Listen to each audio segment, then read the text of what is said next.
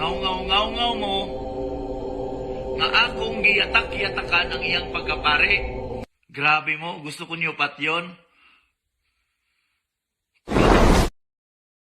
Okay, kumusta? Welcome. Ito yung lingkod Brad Wendell Talibong muli makasama ninyo sa pagkakataong ito. At may nagpadala natin ng profile si kapatid na Lanibaw. Ito pala ang profile ng naturang albularyo, Chua Antonio Jr. Kung mapansin ninyo na siya ang minumura niya si Father Darwin, di ba? Ngayon, siya na ang pabiktim-viktim dahil nanganganib daw ang buhay niya. Ewan ko kung ito ba ay pang-content lang niya o talagang nais ba talaga niyang yun ang kanyang sarili. Maliban sa mga anting-anting, parang gustong magdarna. At di lang yan, may pinakita pa dito sa kaniyang profile. Sandali muna. Ngaw mo, Yan. nga akong giyatak-yatakan Ang kaniyang profile ay hawak ito, no? Maraming mga anting-anting pagkatapos may hawak pa na ganyan at ngayon pabiktim-viktim na dahil nanganganib daw ang kanyang buhay. Ang galing magdrama talaga. Pero alam niyo naman, no, na maliban na siya ay may mga anting-anting, siya mismo ang umanib. ha, ako yung, Siya mismo ang nag-angkin. ako yung demonyo. Well, okay lang. Demonyo naman talaga ako eh.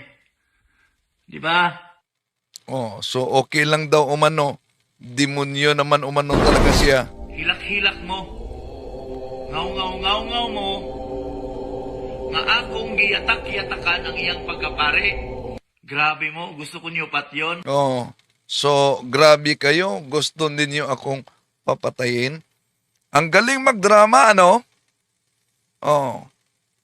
Sino bang ikaw ang galit? Ikaw ang nagmumura? Ang problema pala nito mga kapatid, umaangkin pa siya na siya'y Katoliko. Huwag mo i-claim dahil may authority ka kasi nabasbasan ka ng obispo. Naka-record yan. Naka-record yan, sinabi mo yan. Kaya shame on you. Ako hindi Katoliko, Katoliko ako. Katoliko.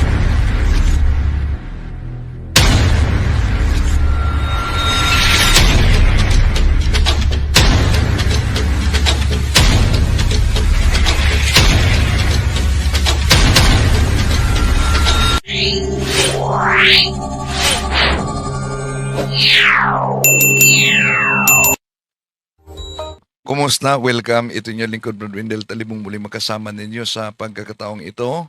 At sa ating mga suking taga-subaybay, huwag kalimutang pindutin ang like sa ating live at huwag ding kalimutang mag-subscribe kung bago ka lang. Pindutin ang bell button, mag-comment at i-share ninyo. Kumusta sa lahat ating mga suking taga-subaybay? Welcome po. At sa mga pumasok ngayon, acknowledge natin ang mga pumasok sa pagkakataong ito. Sila si Alberto Realista, Alfonso Rinelli, Eulalia Galario, si Raymond Buenaventura, si Dark King, si Gilay sa Spain, si Rinaldo Sumuok, Sino pa to? Richie Albano, si Jelay, sa lahat natin mga sumasubaybay. God, Bro Windel, saan po binili ni Father Darwin ang rosary, yung live po niya ngayong ng gabi? Thank po. Yung rosary na ginamit ni Father Darwin at ginamit ko rin, di yan binili, binigay yan sa taga ni Bro RJ. Maraming salamat pa na. Totoong matibay talaga itong rosary, di basta-basta maputol. Pero nung nagro-rosary ako, matibay talaga. Nagro-rosary ko habang nagmamaniho, yung daan na may infested, biglang naputol habang hawak ko. No, infested talaga ang area. So, ang hawak ni Father Darwin na rosary, katulad dito, hindi po ito nabili namin. Binigay lang ito sa kaibigang CFD din. No? No. Mukhang nagpagawa sila. Nagpagawa sila dahil kung nasa ministry ka ng exorcism at deliverance, alam nyo, ang daming mga rosaring, kusa na lang mapuputol. Habang nagro-rosary ka, na may deliverance na isinagawa o kahit solemn exorcism ng mga exorcist. Oh. So, sa pagkakataong ito, muli nating sagutin mga kapatid, itong isang albularyo na alam niyo naman, para makita ninyo yung uploaded video, doon makita ninyo mga kapatid na grabe ang pagmumura niya, no? At kaya dumaan lang sa wall ito, nanawagan ako, sino ba nakakilala nito? Dumaan kasi, din-download ko ang video niya, din nawala na, kaya di ko natunton. At ito ang nasa wall niya, no? Ito nasa wall niya, parang may ambisyon yatang maging Darna. No? Ano ba talaga? Albularyo o Darna? No? Pero, ito naman ang pinakita niya, may hawak siyang high-powered. Ngunit, pabiktim-biktim siya na ayon sa kanya, Hilak-hilak mo. Ngaw-ngaw-ngaw-ngaw mo. Nga akong giyatak-yatakan. Iyak-iyak kayo. Ngaw-ngaw-ngaw-ngaw kayo. Sino bang umiyak? Ha? Di ba sila lang ang umiyak? Di naman sila inaano ni Father Darwin, kundi binanggit lang ang aral ng simbahang Katoliko, aral ng Biblia, na bawal ang mga anting-anting. Minumura ba sila ni Father Darwin? Hindi, sila ang nagmura kay Father Darwin. Kaya nga, sabi ko, makita ninyo, professional ang mukha, pero very unprofessional ang salitang lumabas sa malaking bunganga. Di ba? Okay, tuloy natin. Ang iyang pagkapare. Grabe mo. Gusto mo. Niyapak-yapakan daw umano ang pagkapari ni Father Darwin. Grabe naman kayo. Pat yun. Gusto ninyo akong papatayin. Yun. Yun ang sabi niya, gusto daw umanong papatayin. At, nagpakilala itong Katoliko daw siya, mga kapatid. Katoliko daw umano siya. Huwag mo i-claim dahil may authority ka kasi nabasbasan ka ng obispo. Naka-record yan. Naka-record yan, sinabi mo yan. So, ano kung naka-record yan? Na yun naman talaga ang aral ng simbahang Katoliko. Ang may otoridad sa pag-blessing ayon sa pag-bless, no? Catechism of the Catholic Church number 1669 ay ang mga ordained minister. Ito'y obispo, pare at diakono. Kung ikay Katoliko, dapat alam mo yan. Pero sabi niya dito, Kaya shame on you. Oh, shame on you. Mahiya ka naman. Imagine, di mo alam na dapat ordained minister ang gagawa ng blessing, ordained minister ang maging exorcist, bishop ang lahat ng obispo, exorcist, at ipinagbabawal ang mga anting-anting. Sino ngayon ang shame on you? Oh, nakakahiya talaga. Tapos, umangkin na, Ako hindi katoliko, katoliko ako. Pero wala akong respeto sa inyo. oh, Katoliko daw umano siya mga kapatid, ngunit wala siyang respeto. O di,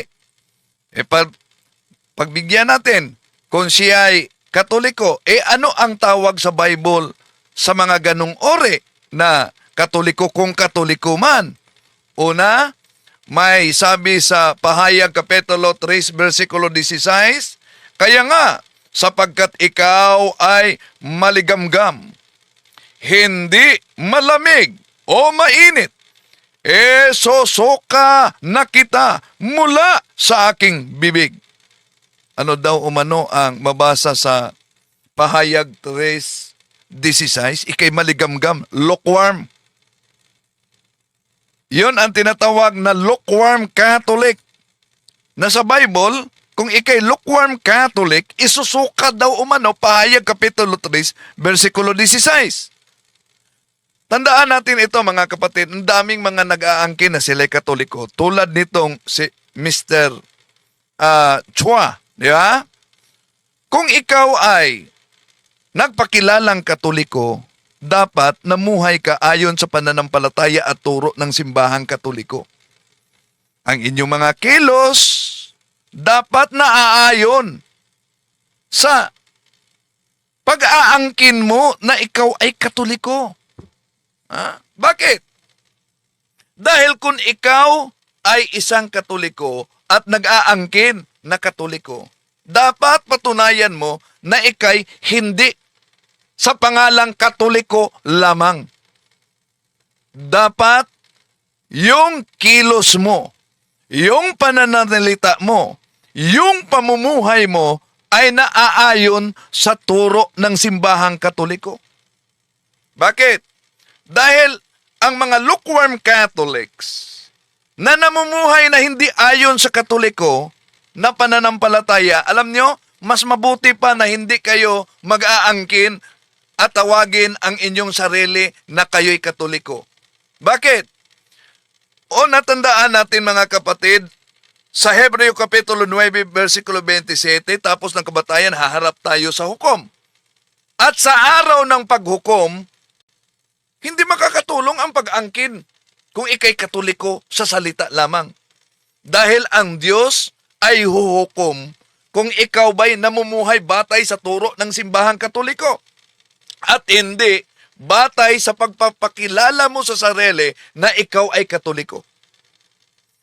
Ang nag-aangkin na katoliko ngunit hindi sumusunod sa aral ng simbahang katoliko, anong tawag niyan? Maliban sa Pahayag Kapitulo 3:16 na lukewarm Catholic, yun po ang tinatawag na nominal Catholics. At ang mga nominal Catholics ay siyang nagbigay ng napakasamang imahen sa simbahang katoliko. Bakit? When you claim to be Catholic and you behave in non-Catholic manner, nako, people associate your behavior with the Catholic Church, regardless if it's contrary to her teachings, because you are their exposure to Catholicism. Madali lang. Mag-angkin na Catholic.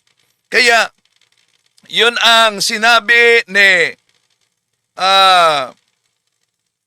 Cardinal Gibbons sa kanyang aklat Pananampalataya ng ating mga ninuno na James Cardinal Gibbons na palaging ginagamit ng mga iglesia ni Kulapo. Maraming salamat ni Lianis Aliosa. No? Anong sabi? Sa aklat ni Pahina 30, sa aklat ni Father Cardinal Gibbons, pananampalataya ng ating mga ninuno. Nalulungkot kaming ipagtapat na ang kabulukan sa moral ay malimit na nasusumpungan sa sinapupunan nitong mga nagsasabing sila'y Katoliko.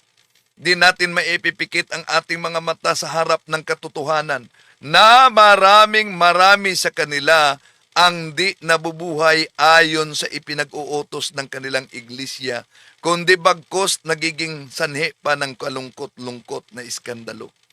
Dapat ng iskandalo'y dumating, ngunit sa aba nila'y nagiging daan ng mga ito. Tinatanggap ko rin naman ang mga kasalanan ng mga Katoliko'y lalong karimarimarim sa mata ng Diyos kaysa mga kasalanan ng mga nahihiwalay nilang mga kapatid, sapagkat maraming grasya ang sinasayang nila. Yun ang sabi. So, kaya, andali mag-angkin na Katoliko. Pero mahirap, pag mag-angkin ka Katoliko, namumuhay ka na hindi naayon sa aral mismo ng Katoliko. Dahil ang mga tao na nagsubaybay sa inyo ay pati mismo ang Katoliko, no? Ay sinisiraan dahil sa pamumuhay ng mga taong nag-aangkin na Katoliko na ang kanilang buhay ay salungat naman sa turo ng simbahang Katoliko. Okay. Sa pagkakataong ito, pwede ba mag-angkin kang Katoliko pagkatapos mag-angkin ka rin na ano? Ako yung demonyo. Well, okay lang. Demonyo naman talaga ako eh. Di ba? So, pwede ba na mag-okay lang tayo dahil para sa inyo, demonyo? Abay, delikado yan. No, delikado. Sabi ni Roselyn Aquino, shout out po dyan sa Mindoro. Okay. So, ngayon, ito ang kaniyang pahayag. Isa-isahin natin. Cebuano ito, mga kapatid. May isang video lang siya na Tagalog. Ito. Hahay. Hahay daw. Istrito na nako mo. Ano yung street? Streeto na daw umano niya. Kamong mga followers ni Darwin. Yung mga followers ni Darwin. So, naalala nyo sa mga video sa demonic possession na makita, yung mga possessed talaga, yung mga demoniac, yung mga possessed. Yung mga kumikilos sa kanilang katawan at nagsasalita ay ang mga fallen angels, mga demonyo. Ayaw yon magtawag na father sa mga pare. Walang pagkakaiba sa ibang mga sekta at walang pagkakaiba din nitong pabor na pabor sa mga anting-anting. At sabi pa niya, ayaw daw niya umanong makipagdebate. Una, ang pakipagdebate, hamon yon ng kasamang albularyo niya. Diba? Hamon yon ng kasamang albularyo na tinanggap ni Father Darwin at nang tinanggap ni Father Darwin, abay, biglang tumakbo. Naduwag. Ganon ba ang mga albularyo? Siya ay nasaktan. Baka sumasalamin sa kanya ang pagiging duwag sa paghamon ng debate, ngunit tatakbo. Kaya nga, siya ang nagamon, yung kasamang albularyong ang daming mga burloloy na nakasuot na mga anting-anting, tinanggap naman, friendly. Ang resulta, itong si Mr. Antonio Chua, abay, minurang-minura niya si Father Darwin. Pagkatapos, sa videong ito, pa-victim-victim. Bakit? Abubugbugin daw umano siya. Nanganganib daw ang buhay niya. Ang galing magdrama. Okay, tuloy natin. Hilak-hilak mo. So, sino ba yung Sinabi niyang, paiyak-iyak kayo. Sino ba yung paiyak-iyak kayo? Oh. May umiyak ba?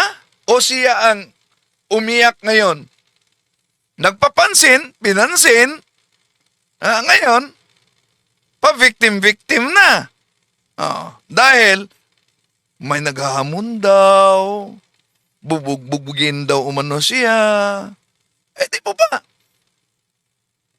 Maliban sa mga anting-anting mo, may pinupost ka pang dala mo high-powered. Kaya yung mga anting-anting, pinaniniwalaan yun ay proteksyon sa inyo. At may high-powered pa kayong dala. Kaya totoo talaga ang pananampalataya ng simbahan Katoliko ayon sa mga santo. The more you have security in this life, the more you felt insecure. So yun, sa mga insecure. Okay, tuloy natin. Ngaw mo. Ngaw mo. Ano ba Tagalog ng ngaw? May ngaw pa siya. Iyak-iyak kayo, ngaw kayo. Nga akong giyatak-yatakan ang iyang pagkapare. Na inapak-apakan niya umano ang pagkapare ni Father Darwin.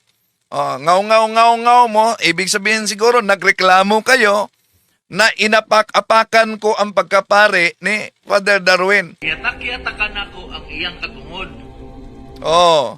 So inapak-apakan niya umano yung rights ni Father Darwin. Dakong sayop ka na. Maling-mali daw umano.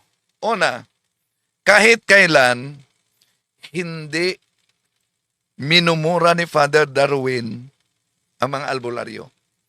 Ikaw lang, Mr. Chua, ang nagmura kay Father Darwin. Sino ngayon ang mali? Yung hindi nagmura na itinuturo lang ang aral ng simbahang Katoliko? O ikaw na grabe ang pagmumura mo?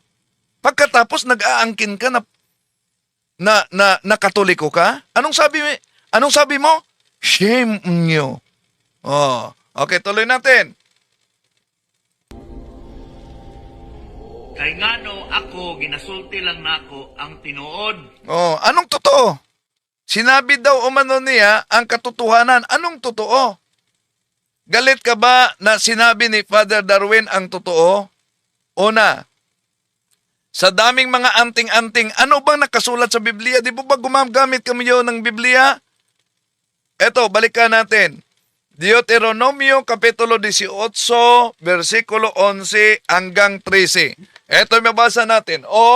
Gumagamit ng anting-anting. Nagpapagamit sa masasamang espiritu. Dito pa lang sa 11. Ano daw? Ang gumagamit ng anting-anting ay nagpagamit sa masasamang espiritu. Mali ba si Father Darwin? Sa pagbasa niya dito, di po ba? Ang pahayag ni Father Darwin, ang mga albularyo kumukuha ng kapangyarihan sa demonyo. Mas malala ang sa inyo. Bakit? Dahil idineklara talaga niya na ano siya? Ako yung demonyo. Well, okay lang. Demonyo naman talaga ako eh. Di ba? Yan.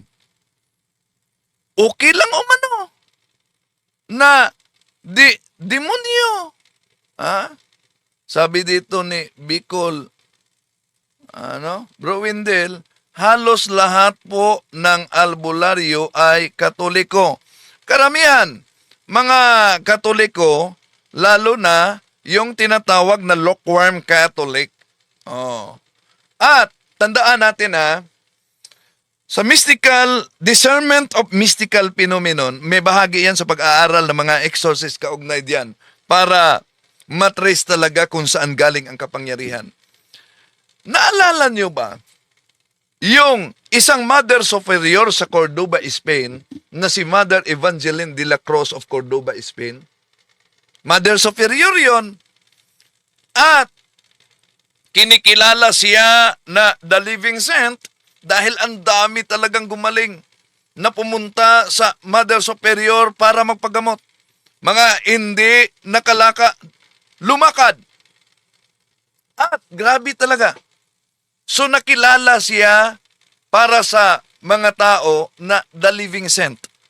Tandaanin niyo ha, Mother Superior yan, ang pangalan niya, Mother Evangeline de la Cruz of Cordoba, Spain. Ano nangyari?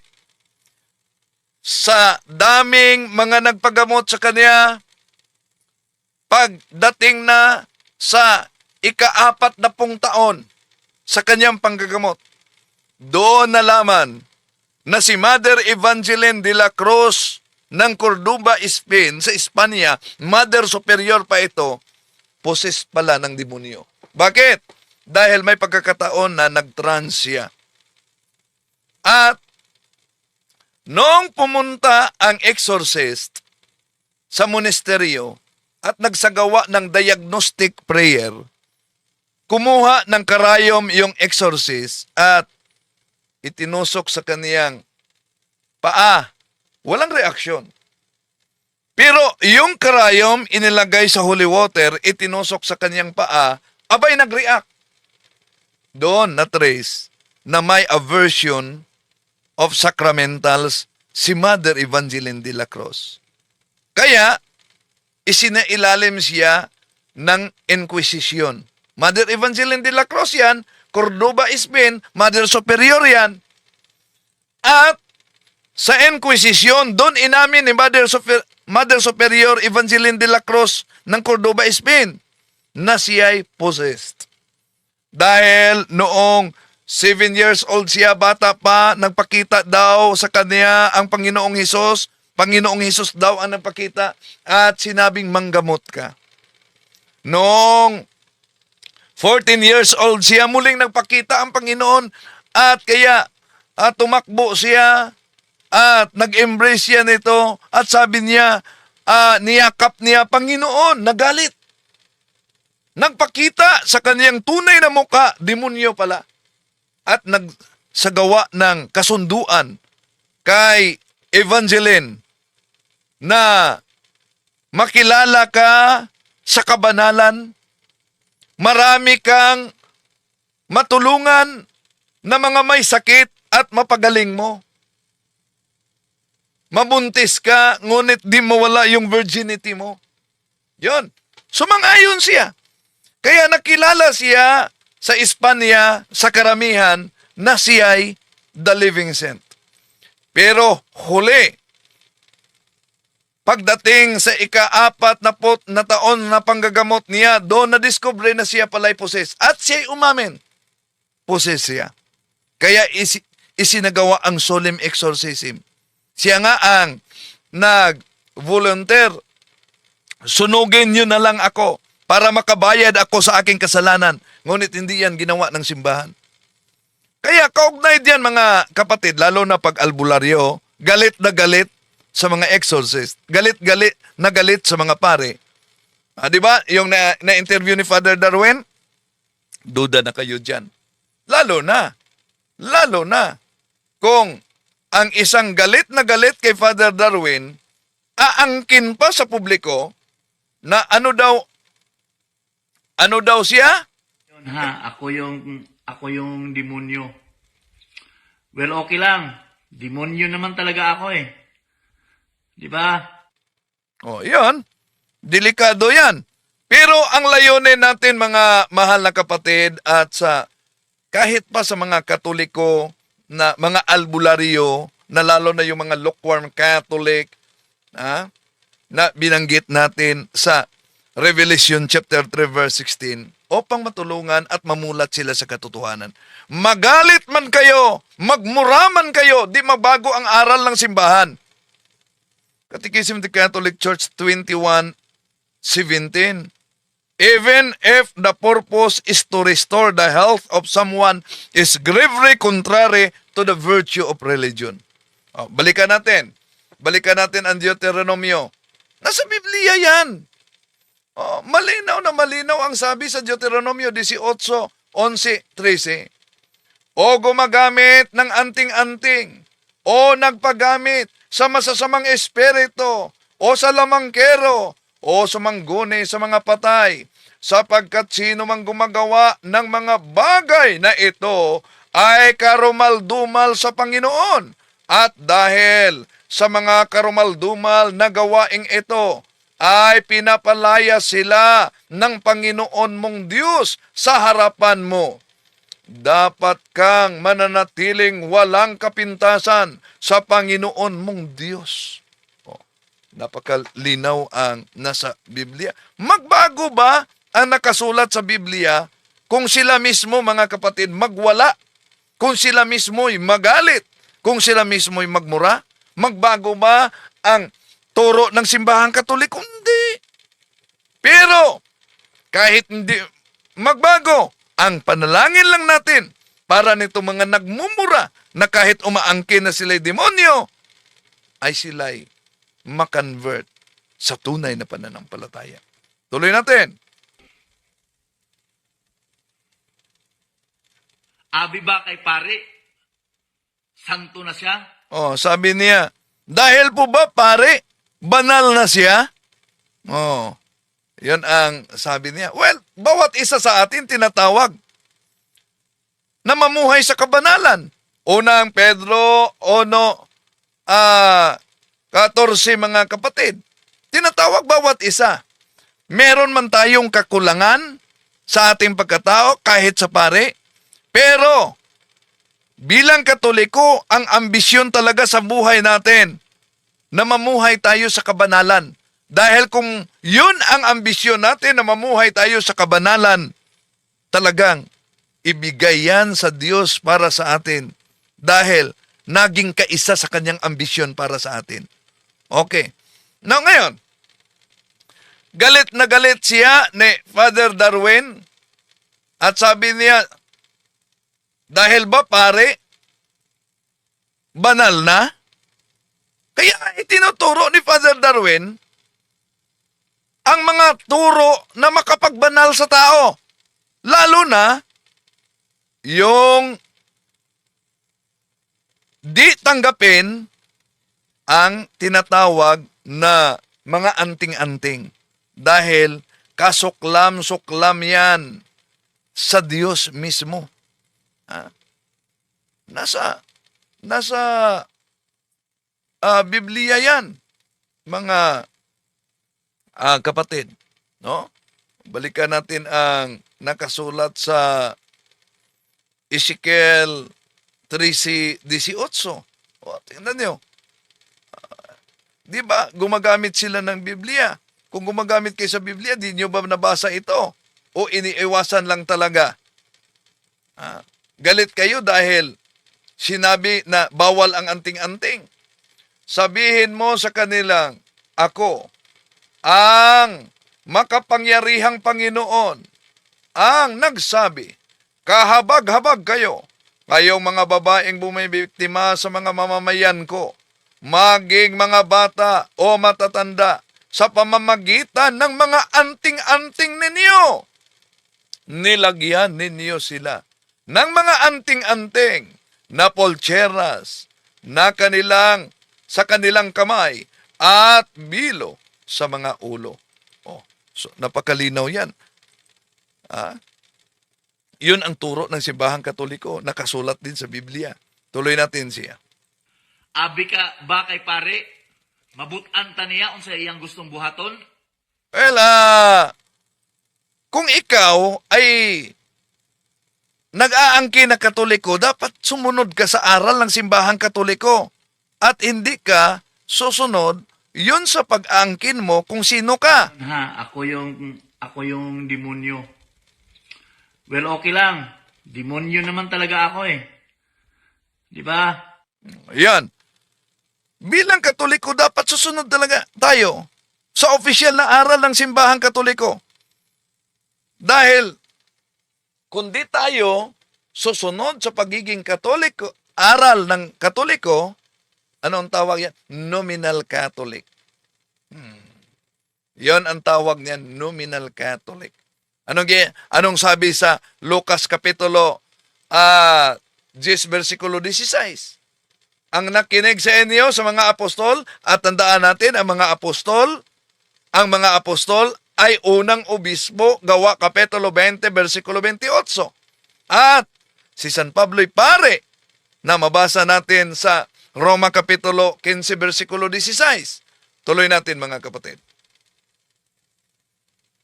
Pasunodon ta niya, ipugos niya iyang gusto. Di naman, pinipilit daw ang gusto. Di naman ganyan. Ang simbahang Katoliko nagtuturo lang. Nasa inyo kung susunod kayo o hindi. Nasa inyo kung mananatili kayo. Sa claim ninyo, nasa inyo yan. Kung mananatili kayo, Ako yung demonyo. Well, okay lang. Demonyo naman talaga ako. mananatili ba kayo sa claim na yan? Nasa inyo yan. Ang ginawa ng simbahang Katoliko, ang ginawa ng mga defensor, ang ginawa ni Father Darwin, na ituro kung ano ang tama. Tuloy natin. Tama ba na? Tama ba umano mga kapatid, napipilitin sila? Pinipilit ba kayo? Pinipilit ba kayong isurrender ang inyong mga anting-anting? Hindi naman. Kundi ang ginawa, nangaral lang kung ano ang dapat gawin bilang Katoliko, kung ano ang tamang sundin. Hindi yung mga anting-anting na alam nyo namang bawal kahit nakasulat sa Biblia. Catechism of the Catholic Church. Tuloy natin. Giyatakan ang iyang... Sa? So, inapakan ang kanyang, Sino ba kalaban mo? Sinong kalaban mo? Sino nagsabing inapakan? Dapat pinakita mo dyan na merong mga nagsabi, sino yan? Puro daldal na lang, di ba? Okay, tuloy natin. Sino ba nagsabing inapakan si Father Darwin? Giyatak-yatakan ang iyang pagkapare. Sobra na po kayo na nga isto. Inaapakan ang kanyang pagkapare. Sobra naman ang salita na yan. Nakalimutan mo ba? Nagka-amnesia ka. Nagka-amnesia ka na ba? Ba't di mo magamot ang amnesia mo? Bakit? Di po ba? Grabe ang pagmumura mo? Kay minura ka ba? Di ba? Huwag mong gawin sa iba ang di mo gustong gawin para sa iyo. Minura ka ba? Hindi. Walang CFD, walang pari nagmura sa inyo. Ang ginawa namin ay ihayag lang kung ano ang tama. Kayo ang nagmura. Tuloy natin. Oy. Pero sa laing bahin, Sa mga di nakaunawa ng Cebuano, ngunit, sabi niya, ngunit, kung kaya niya bastuson, kung kaya niya binastos, paano ba binastos? Maglabas ka ng video na binastos ni Father Darwin ang mga albularyo. Meron ba? Ang sabi ni Father Darwin, ang kapangyarihan, hindi lang si Father Darwin ang nagpahayag diyan, kahit na obispo na exorcist, kahit na yung mga exorcist na pare, dahil sa lahat ng mga opisina ng exorcism, kadalasan sa mga biktima ay mga nagpagamot sa albularyo. Mga apo ng albularyo, mga anak ng mga albularyo, o mga albularyo mismo. Kaya nga, ipinangaral ito ng mga exorcist para maiwasan ang ganitong tinatawag na deception. Okay, tuloy natin. ang mga healer, ang mga mananabang, Ang mga healer daw, ang tinutukoy niya, mga albularyo. gabuhat og maayo, Gumagawa ng mga kabutihan. kaya pud ibalik namo sa iya ang iyang binuhatan. Oh, kaya din umanong ibalik kay Father Darwin ang ginawa ni Father Darwin. Ano bang ginawa ni Father Darwin? Di po ba? Binasa ni Father Darwin ang Catechism of the Catholic Church 2116. Binasa ni Father Darwin ang Catechism of the Catholic Church 2117. Binasa ni Father Darwin ang nakasulat sa Biblia at nasa Biblia talaga napakalinaw na galit ang Diyos sa mga anting-anting. Oh, naniniwala kayo sa Biblia? Naniniwala ba kayo sa nakasulat na yan? Ba't iniwasan ninyo yan? Oh. So kung ano ang ginawa ni Father Darwin daw umano, ibabalik niya. O sige, nagmumura ka. Grabe ang pagmumura mo kay Father Darwin. Makita niyo yan sa isang uploaded video mga kapatid. Yung grabing pagmumura. No? Na kung mapakinggan ninyo, ang unang nasa isip niyo, tao pa ba ito? Tao ito? O Yun ha, ako yung demonyo. Well, okay lang. Demonyo naman talaga ako. So, siya nag-okay na demonyo. Ang pahayag ni Father Darwin, ang mga albularyo kumukuha ng kapangyarihan ng demonyo. Sa demonyo. Hindi sinabi, ang mga albularyo ay mga demonyo. Pero siya, iba ang kanyang pag-angkin. Mas karumal-dumal itong pag-angkin. Ha, ako yung demonyo. Oh, yan. Galing sa bibig niya mismo yan. At nag-okay pa siya. At ang layunin ni Father Darwin at layunin ng mga defensor na yung mga nabulag. Unang Korento 4:4. Dahil sa kapangyarihan ng mga demonyo, ay maibalik natin sa kawan ng ating Panginoong Jesucristo.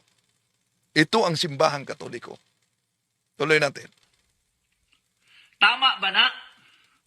Suko kay siya sa mga amulets. Suko kay siya sa mga taling-taling. Oh, tama ba o mano? Galit na galit siya sa amulets. O sige nga, ipakita mo video. Huwag kang magdrama na galit na galit si Father Darwin sa amulets. Kung tingnan ninyo, inihayag lang ni Father Darwin, ipinangaral lang ni Father Darwin, ano ang epekto kung meron kang anting-anting? Sino ang galit sa amulet? Sa mga anting-anting? Sino? Hindi si Father Darwin. Ang galit sa anting-anting, ang Diyos mismo, nasa Bible yan, oh. O, tingnan, oh. Deuteronomio, balikan natin. 18, 11, 13. Kahit dito lang sa 18, sa 11. O gumagamit ng anting-anting. O nagpagamit sa masasamang espiritu. O sa lamangkero. O sa mga sangguni. Sa mga patay. Galit ang Diyos. Kaya, sabi sa Diyos mismo, ano sabi niya? Wawasakin niya.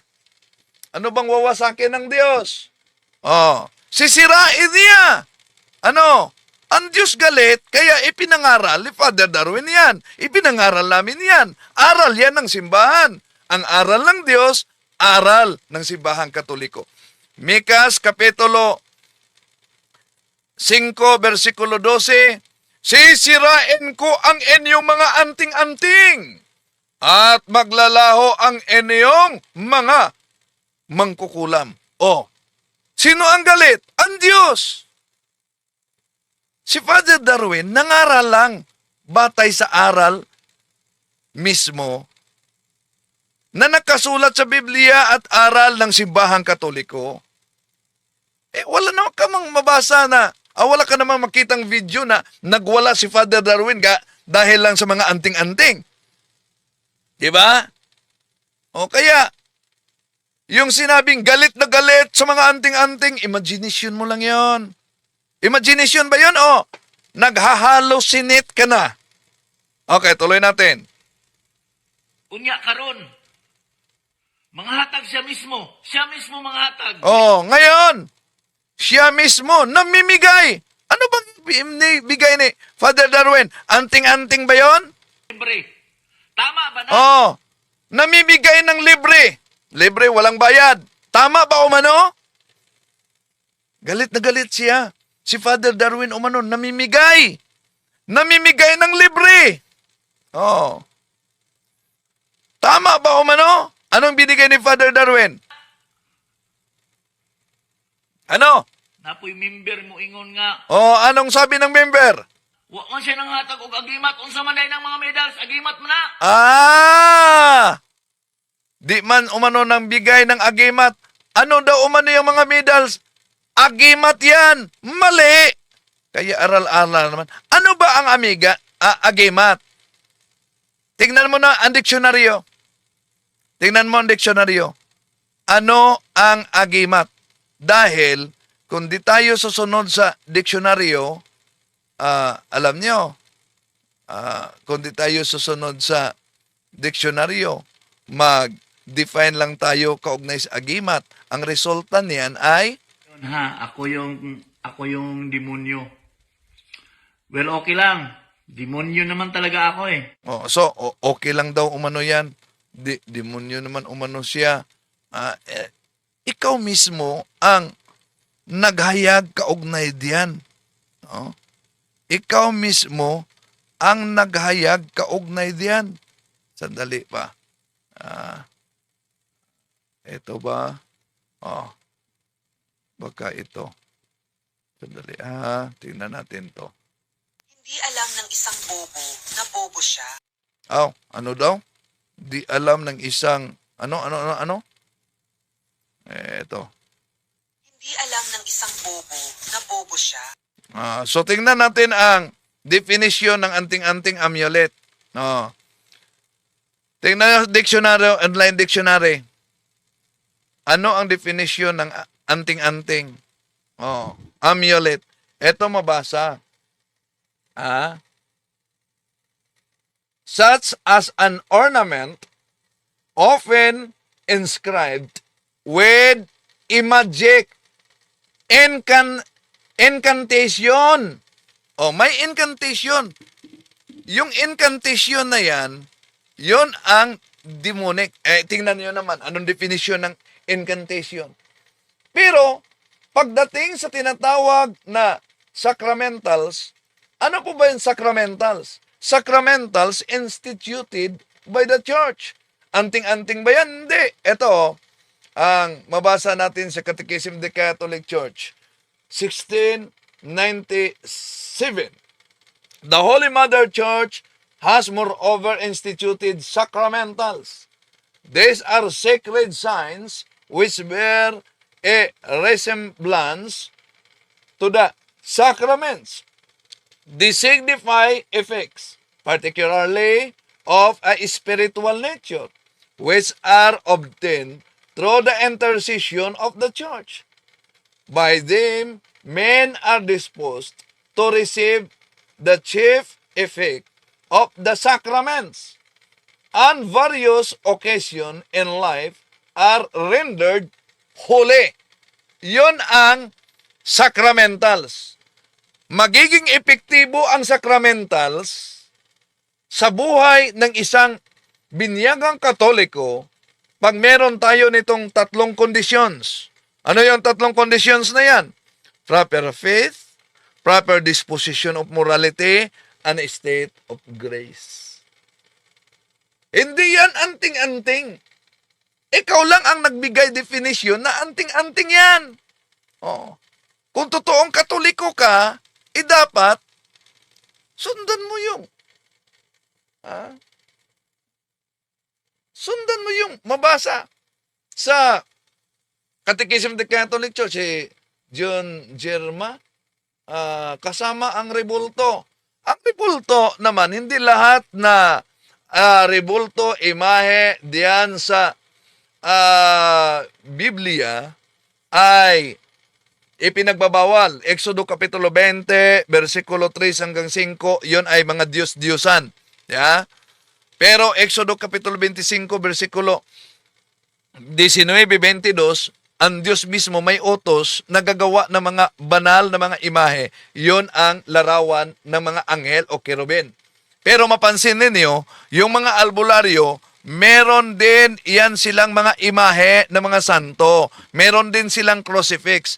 Bakit meron? Dahil malinaw yan sa ikalawang Korinto, Kapitulo 11, versikulo 12, ituloy na lang natin sa 15, na kahit si Satanas magkunwaring anghel ng liwanag. Kaya, di umano katakataka na ang kaniyang mga alipin ay magkanwaring apostol din. Tuloy natin.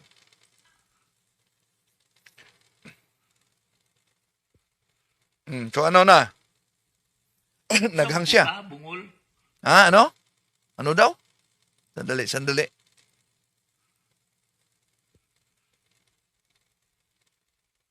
Unsa mo buta, bungol? Oh, ano daw? Bingi ka, bingi. Sino bang kalaban mong bingi? Ha? Ito talaga si Chua. Napaka-cute niya. Tuloy natin. Muna akong ginasulti.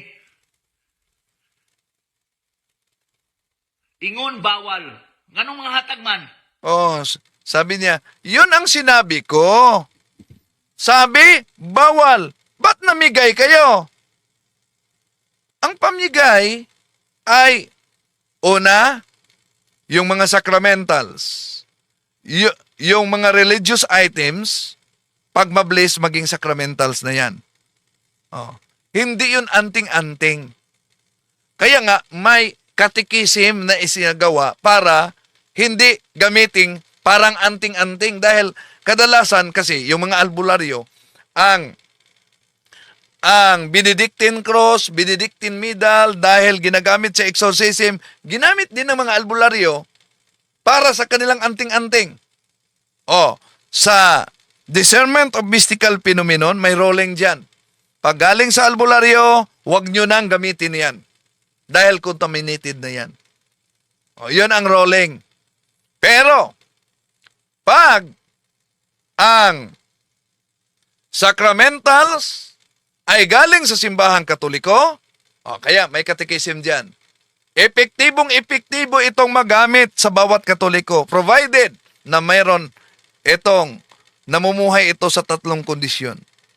Proper faith, proper disposition of morality, and state of grace.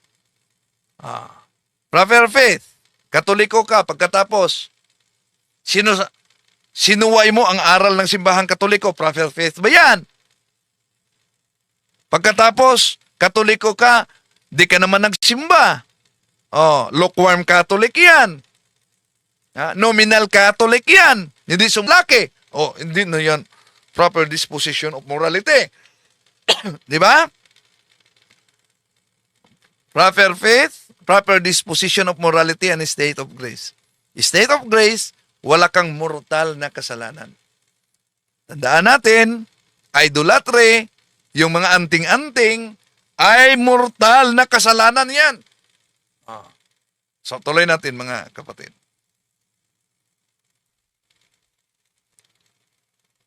Nganong mo gamit man ana, nga bawal man kahana. Iyara. Bakit daw umano gagamit na bawal man umano ang paggamit ng ganyan? Kung talagang ikay Katoliko, una, hindi bawal sa Katoliko ang mga sacramentals. At kung ikay Katoliko, ang mga sacramentals ay hindi anting-anting. Diba?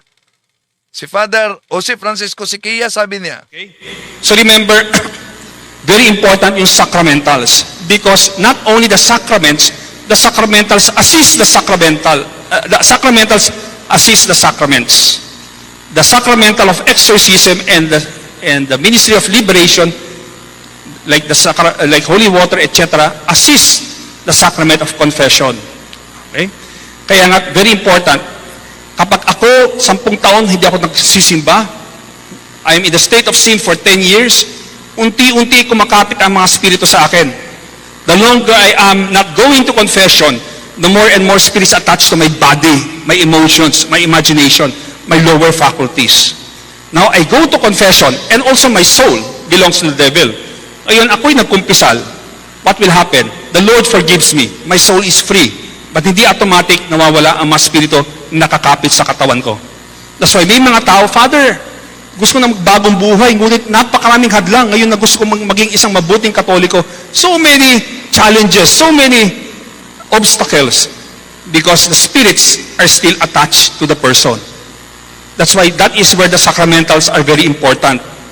Don't underestimate being in the state of sin for a long time. That's why kaya nga kapag binibinyagan niya ang isang bata, di ba dapat kapag nabinyagan ang isang bata, dapat pure na. Bakit kailangan pa ng exorcism? Okay, ang bahagi ito, ating sasagutin mamaya sa punto por punto, mga kapatid. Medyo mahaba itong kanyang pahagyang. Sabi ni Juni Igjerna, Andres Bonifacio, may anting-anting. Din at si Jose Rizal. Kahit si Marcos, Senior, na nakapunta ako doon sa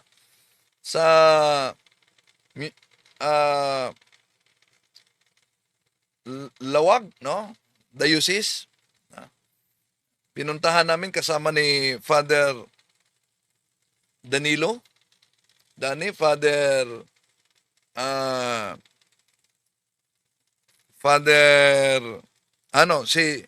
Sis Abigail Pascual, Fernando Pascual.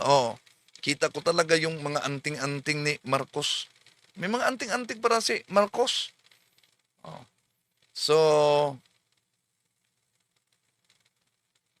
kaya nga, dapat natin ituro na ang paggamit ng anting-anting sa Catechism of the Catholic Church, malinaw yan, ay idolatry. Yun ang tunay na pagsimba ng Diyos-Diyosan. Full volume, Bluetooth speaker ko para marinig sa mga nominal Catholic dito sa amin. Grabe, si Elpidio Acosar, full volume daw umano para marinig sa mga nominal Catholics. Okay, maraming salamat. Sa susunod, ipagpatuloy natin ito mamaya, mga kapatid. Ito yung lingkod, Brad Wendell Talibong. Hanggang sa muli, bye-bye po.